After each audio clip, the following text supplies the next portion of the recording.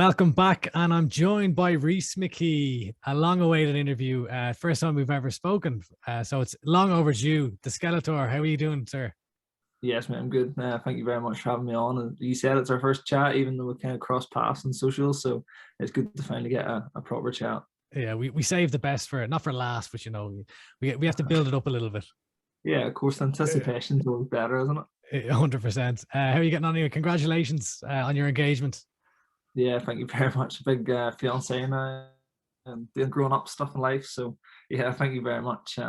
Yeah, it's good to get some personal stuff ticked off in between fights, and that's a big one to get done. So I'm happy Yeah, about it. yeah. I mean, you look like you're a busy man these days. You've your own gym going now as well, right? For the last couple of years, stealth. Yeah, we're self training in Ballymena, so that's been going for the last kind of 2.5 years, which is busy, but nothing unmanageable. I've got great guys there that give me a good hand and work there as well. So it's not just all on me, but yeah, it's definitely I have a busy lifestyle, but I thrive in the chaos. Yeah, I feel like you're one of these guys who people might say, "Oh, geez, Rhys McKee, he's coming back," or "We haven't seen Rhys McKee," but I get the feeling that your counter argument would be, "Well, I've never left. I'm still here working Yeah, away." yeah, I'm doing everything that I do all of my life anyway. I haven't went anywhere, so yeah, like I have plenty of avenues in life, and but MMA is never far away, and MMA is never not at the forefront. So, but that I love showing that every time I fight. Anytime I fight, I come back improved. So I'm obviously doing something. Yeah, there's a lot I want to talk to you about today, but we'll start with your last fight. So the Mäntykivi fight, was that the best performance of your career? You know what? I think it was. Like, I think it was. I think it was probably the best performance. It was overdue for me. That was the performance I've been looking for years, where you kind of didn't put a punch wrong. And that fight, it was hard not. It was hard to put a punch wrong. I was really happy with it. I don't know if it was because I just came out of the UFC and the shackles were off. I felt a bit freer. I'm not really sure, but it was a fantastic night, and I knew going into the cage that was going to happen. It was a big night. Yeah, like how did you feel, I suppose, going into that fight? Obviously, you'd been in the UFC, your first stint in the UFC, and it didn't go your way. So, like, did you feel a lot of pressure going into that, or what were the emotions like heading into it? Yeah, that's why it's so strange, because I felt that there was going to be all this pressure, and you can't lose coming out the UFC. Like, if you lose your first fight out, it's kind of you're going to kind of be wrote off. So, but there was no pressure. I slept all week. I had no like pre-fight nerves. I had no like that feeling where you can't sleep and fight weekend. None of that. I slept like a baby all week, and then had the performance of my life. It was fantastic. It felt almost too real. But no, I had no pressure and stuff. And to be honest, it's in a weird kind of sense of way. I'm enjoying it now more than I did before the UFC. Yeah, one of the things that really stood out to me, and the commentators noted it, was in between. I think it was the first and second round. You sent your corner out halfway through. What was the reasoning behind that? Yeah, just I wasn't like not being rude against the corner. I just didn't need any advice. I just knew I was steamrolling. I knew I was tickering, and I just wanted to let him know that like I'm not even getting heavy breathing here. So I sent him out. I remember Rodney saying there's 40 seconds left, and I said, right, out you go. I'm gonna show him. And I stood out in the center of the cage, and just a bit of mental mind games, and yeah, just plus I trained that hard. I genuinely didn't need a break. Yeah, was it almost was there an element of like kind of I'm proving a point here that I may have fallen Yeah, short a couple of times in the yeah. UFC, but I think I had a chip on my shoulder, not like in a negative way where I was against the world or against Cage Warriors or anything like that. Just kind of to myself, and it was a nice proven moment, or a proven moment for me. So I guess that was a kind of inner statement, if anything, and it's something I always like to do. I never like to stand in the corners and look wrecked anyway. So, get the corners out and stand fresh. yeah. So I mean, it was a fantastic fight overall. Like it was for the people watching, it was a very entertaining affair, and of course, you got the third round stoppage. How happy were you overall with your performance for that one? Yeah, like pretty perfect. Yeah, it went pretty much to exactly how I thought it would. I did plan to wrestle more and take him down and kind of get the finish that way, but I was just having so much fun. And again, I felt like I couldn't miss that night. So I just kept going. And I knew the stoppage would come, but Mäntykivi, as we've seen him at the weekend, he's a hella tough fighter, and I have massive respect for him. Yeah, he was a good opponent. It was good, but it was tough. That was for sure. But I was very happy with how I done. Yeah, I mean, he had an amazing performance there against Castro at the weekend, and I suppose that really underlines your win over him, and it proves that he's a very solid competitor when he can go out and do something like that against Janison Castro. As you approach your, I don't want to say post UFC tenure, because the goal is to get back there, but now that you're back on the UK, Irish, European scene, is this almost like the Rhys McKee respect tour that you're going on now? Yeah, very good. Yeah, maybe that is how it is. Yeah, like see, if I'm being honest, like the UFC time was great. The pre-UFC time was fantastic, but I just coming out of the UFC now, I just know nobody's going to touch me until I get back into the higher ranks of the UFC. I can't see anybody challenging me. There's fantastic fighters, really, really good fighters, and fighters that are problems in every area. I just don't think anybody's going to really cause me as much issue as I will get in the UFC. Don't get me wrong, I may have hard fights, but I can't see me being stopped for a long time. So yeah, this is the Rhys McKee respect tour. That's a fantastic way to put it. Yeah, reflecting, now that there's a bit of time and space between, getting cut from the UFC, how do you reflect on that period, and obviously the two fights against Chimaev and Alex Morono? Yeah, it's how do you evaluate something that's so bizarre? Like I fought Chimaev in 6 days, who we now know who he is. I fought Morono, who went on to do what he done. Like I had the hardest first two fights in the UFC. That the only other person you could argue is Jai Herbert also had two really, really hard ones. Yeah, crazy. So in reflection, like in a way, I'm kind of happy I got cut after two fights. Let's just say, for example, I got another two killers. Then I lost 4 in a row, which may not have happened, but if it did, I believe me and the UFC would have been over for good. I believe I was cut on the basis of you've only lost 2. Go put a 2 or 3 fight win streak together and come back, and you'll never even remember that I lost them 2 fights. Yeah, like did that tenure in the UFC, did it teach you anything, or did it kind of highlight anything that you needed to go and work on specifically? If I'm being honest, I'm still UFC level sitting here now. I'm still UFC level the day after I was released. The problem was, I was unfavored in the matchups. So, yes, there is development to do, as there always is. If I was in the UFC, I would have developed within the UFC. Look at the fights some of these other boys are getting. They're developing within their job. I never got that blessing. So, yeah. Why do you think that is? Like, why do you think it is that some, like, you look at the likes of yourself and Jai Herbert, and then you compare it to some other fighters who get much, much easier matchups? Why do you think that is? Yeah, who knows? I think it's maybe, you'd have to look at the marketing machine. I think you'd maybe have to look at the conversations when they are being signed and stuff like that. But I also think, me and Jai Herbert were ranked or were rated so highly. Like we finished everyone great, whatever we done. So I think like the matchups we were given weren't necessarily bizarre matchups until we now know what them people are. They're matchups that on paper I don't think I'd be too scared of. Like they're fights that I would like to get again in my career down the line. So I also take it as a compliment as well. One of your opponents, your first opponent, Khamzat Chimaev, is facing Gilbert Burns. I mean, we've seen where he's gotten to now. How good is Khamzat Chimaev? Like, what was your biggest takeaway from that fight on him as a fighter? Yeah, and funny enough, I done a thing on Instagram yesterday, and someone asked me how good is Chimaev, and I was thinking about it for a while, and like, it's not so, like it's very hard because it's so circumstantial. Like I fought Chimaev in 6 days' notice. I hadn't trained 6 or 7 weeks prior, which was my fault. I'm not taking anything away from him.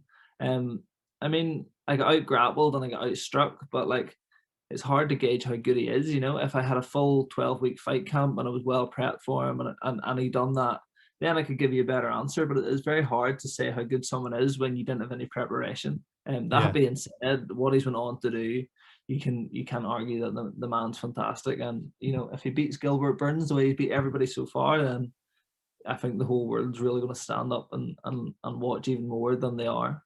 Yeah, from an outside, an onlooker's perspective, the thing that kind of stands out seems to be his strength. Did you notice like that he was stronger than other previous opponents you'd have faced, or no? If I'm being totally honest, black and white, not really. Morono was so strong. I remember Morono and me had a few exchanges on the ground and on the fence, and I remember thinking he was phenomenally strong. And not that Chimaev wasn't strong, but Chimaev was like, he was like a knife through butter with me. You know, I had no, like, again, I wasn't like, I was too slow to everything, but he was just very ahead. He was very fast. But like, I would be lying if I said it was anything I hadn't felt before. Although that didn't help me in the night, did it? And how do you see that fight going between Chimaev and Gilbert Burns? Yeah, I see Khamzat winning. I see, you know, it's hard. Like, I don't know. Chimaev's massive. He's a big boy, and you know, Burns is fantastic too, and his grappling accolades speak for themselves. But I just think everything's on Chimaev now. And you know, don't get me wrong, I'd love to see him test it and still come out winning. I would like to see him, you know, lose a round and then go on to win. You know, just to see. I'd like to see more of him. Really. So I kind of hope it's not a close fight, but I think he leaves victorious. And do you think that he can, you know, obviously going in against Gilbert Burns this weekend, but do you think he can become UFC champion? Can he dethrone Kamaru Usman? I don't know. I love Usman. Like, you know what though? Like, as what we've seen now and how he's ran through everyone, like, I would have to say I do. Like, I do believe it, and I think if he does, it's like I don't think anyone has or ever will do what he's done if he can go on and win the belt. Even to what he's done now, to a sense, if he beats Gilbert Burns and then got beat by Usman, even that would be like unheard of, you know, and again, very hard to replicate for anyone, I think. Yeah. I asked you about your performance against Mäntykivi, but I don't think I asked you, you know, about the emotional side. So having come through 2 losses in a row, how much did it mean to you to get back to winning ways and to finally, you know, get that feeling again? Yeah, well, it was the time in my career I ever lost 2 in a row. You know, so I remember needing rid of that. I needed, like, you know, someone said, how'd your last fights go? I hated saying, oh, I lost my last 2. Like, it wasn't me. I'm not a lost my last 2 fights fighter. It should only ever be lost 1 and then fixed. So it was good to get that stamp off me, you know. I needed that very much for my mindset. Yeah, I was really glad to get rid of that. So it was just a relief more than anything. Yeah, and I know you've talked before about how you know, you were kind of seen as the golden ticket for other fighters now in the regional scene to punch their ticket to the UFC, and that you were kind of waiting for that kind of big matchup or an opponent to kind of stand up and stand out. I feel like the Cage Warriors welterweight division has gotten really hot as of late. Did you get to see the last 2 cards at the weekend there? Yeah, I watched them. You're right. The Cage Warriors, the welterweight division was shocking for a while. I think when I came back into it, there was no one really there. So now it's definitely spicing up. You know, there's definitely names there that makes a lot more sense than when we would have talked 6 months ago. Yeah, so maybe I'll flip this on you. So I won't get you to call it a specific person, but the 4 names that stand out to me right now are yourself, Matt Bonner, Matthews Figlak, and Justin Burlinson. Out of those 3 fighters, who do you think is, I guess, most appealing to you for a fight right now? Yeah, the only one that makes sense is Burlinson. You know, the only one that makes sense is Burlinson. And when Skiba and Burlinson fought, I knew, like, hopefully whoever wins, you know, surely they'll go on the mic and they'll say my name, because I'm the biggest fight in that division. And if people say otherwise, then they're just naive. Matthew Bonner had no chance of getting that fight. Figlak hasn't done enough for beating off top guys yet. Burlinson beat Skiba. If Skiba wins, it would have been him too. So yeah, I believe it's him. And Burlinson called me out too. He obviously wants it. You know, he put my name in his mouth. So, you know, I'm not a man to shy away. So let's get it done. I know he's keen for Belfast, and so am I. Yeah, so we'll go to that in a moment. But were you impressed by his performance? Yeah, he done good. I was impressed by Skiba too. I think, yeah, Burlinson, like, he had to overcome a lot of adversity in the first round. You know, there was a time where I thought it was near finished.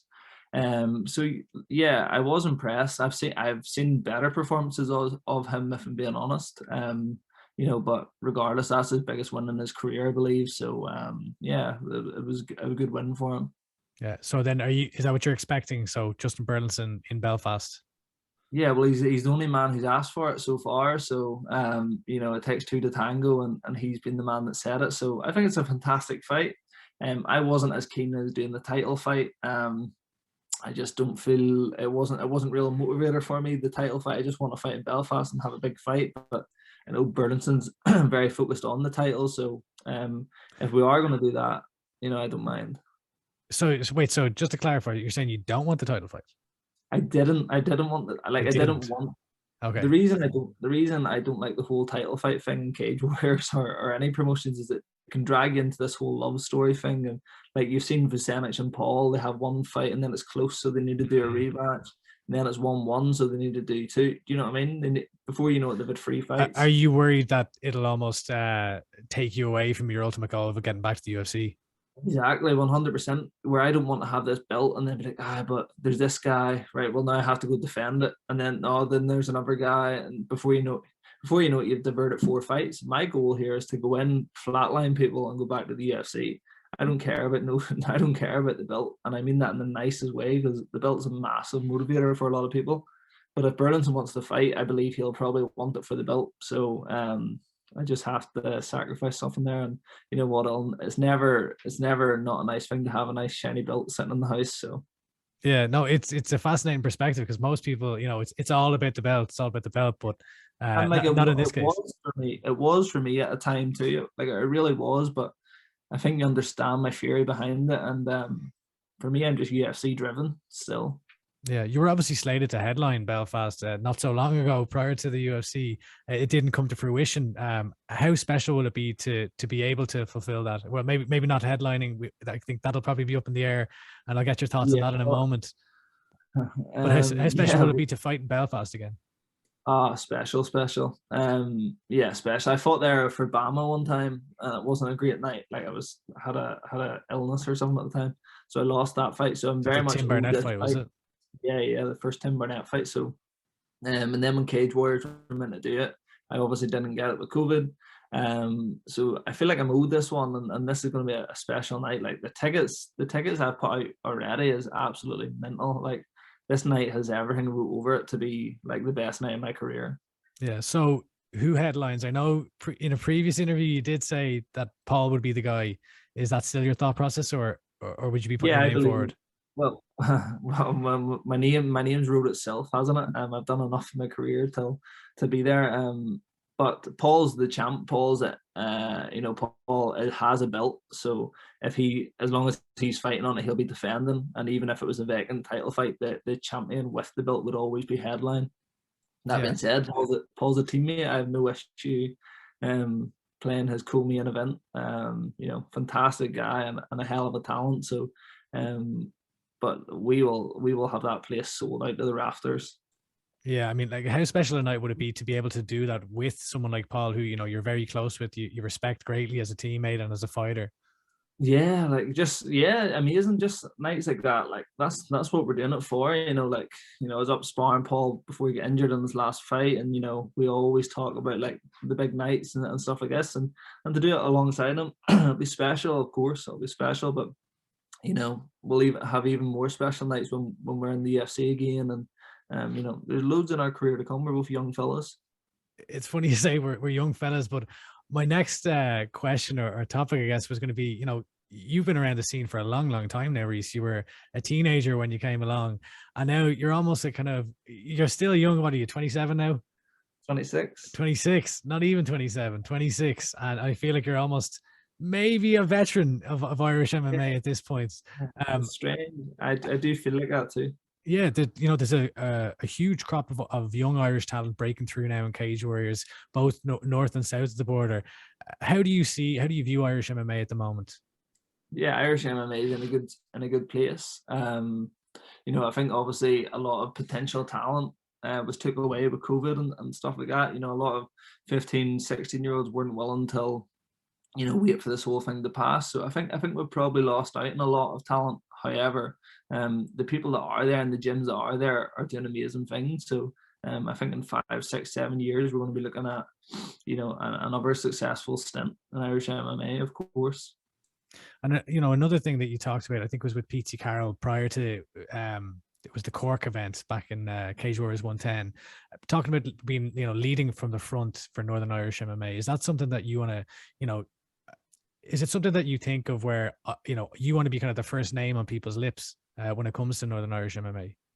Yeah, like I want to be, yeah, of course, you know, not out of ego or not out of anything else, but I want to be the most accomplished. I want to be the most accomplished fighter in the world, and that would mean it would have to be in Northern Ireland also. You know, at this stage of my career, like, you know, I don't feel like I should be the only guy in people's name, but I do believe as long as I'm up there, definitely the first one, the first two, the first three, I'll be happy. You know, everybody, you know, there's so many fantastic athletes that I think it'll always be very hard to be just the one. You know, when you look at Dublin, people will not only say McGregor, they'll say other names with him, and that doesn't mean McGregor is not as amazing. So as long as my name's in there in the top 2 or 3, yeah, I'll be happy, of course.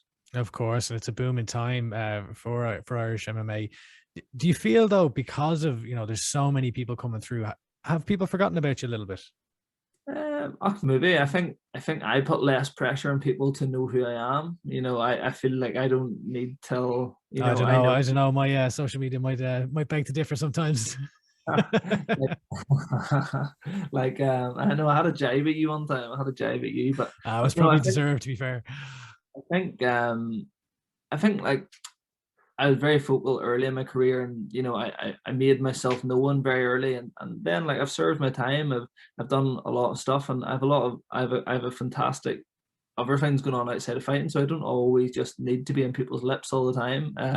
Again, I am a veteran of Irish MMA, and I've been doing this for 12 years. It's just not as fun to sit on Twitter all the time and make sure people know your name. So I know the big fights are there for me. I know any promotion, you know, maybe bar the UFC right now will want me. So I don't have to do as much groundwork as I did. Again, I have served my time, and I know when I need attention, I get it. Yeah, Jesus, how dare you have a life outside MMA? I know, you're not allowed. People ridicule you for it. Yeah, exactly. So look, coming off arguably a career best performance, assuming we get Belfast, what can we expect to see from Rhys McKee coming June 25th? Just the best performance again. You know, just a recapped and a refreshed version of that last performance. You know, it's been quite a layoff since my last fight in October. I had a few injuries that I had to heal up. You know, so my mind's really strong, and my body's probably fresher than it's ever been in 7 or 8 years anyway, for sure. So I think that'll show on the night. You know, I'm ready to get real stuck into prep now, and hopefully have an opponent named this week as well. So you'll see Rhys McKee 5.0 or whatever number we're on now. And when are we getting the Dermot Kennedy walkout for one of your fights? Here, listen, if there's any way we can make this collab happen, I'd be willing to do it. You know, I don't know if I have to wear a Dermot Kennedy outfit or something to get him to walk me out. You're a big fan. Would you ever walk out? Like, I'm a big fan of his as well, but like, would you ever walk out to one of his songs, or they don't really fit? I like Moments Past. I thought Moments Past was quite fitting, but then after the intro, it goes a bit slow. So maybe a remix version or something for Belfast. But absolutely, I am totally willing to do that. But unfortunately, I'm not a big enough fish to get his attention, I don't think yet. But when I do, I'll get. We'll have to get the petition going, or you know, when you're back in the UFC, we'll get the petition going. Maybe this is a difficult question to answer, but how far away do you think you are of getting the UFC matchmakers' attentions again and saying, you know, I'm ready for crack number 2? Yeah, I think it just has to be the right opponent. The right opponent and the right finish. I believe I believe by the time I get back home from Belfast on the 25th of June, I believe there'll be an email sitting ready to go. You know, if not, definitely one more. I think it's more on the opponent. You know, there's people here like let's use Matthew Bonner as a great example. Beating him will do absolutely nothing. That's why I'm not going to fight him. You know, I mean, it's ridiculous. He's called me out about 6 times. Like, is there a bit of beef there? That's twice you've named him there. It's getting quite weird. Anytime I go on his interview, he's got my name in his mouth. I don't understand it. It genuinely confuses me. But beating him would do nothing. UFC would probably laugh at it. You know, there's other guys there that like it just makes no sense for me to fight. So the likes of Burlinson, the likes of Skiba, who, you know, them boys, that's who I need to beat. You know, Burlinson was on the Contender Series. Like, they have track records of good wins. So yeah, it needs to be the right opponent. But if I have that right opponent and the right finish, I believe it's coming after this fight.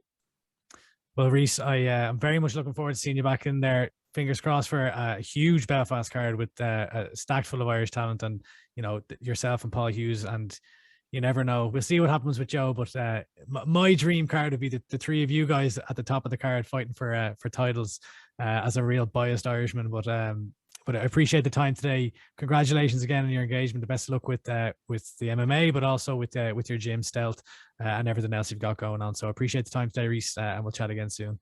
Thank you so much. I appreciate it.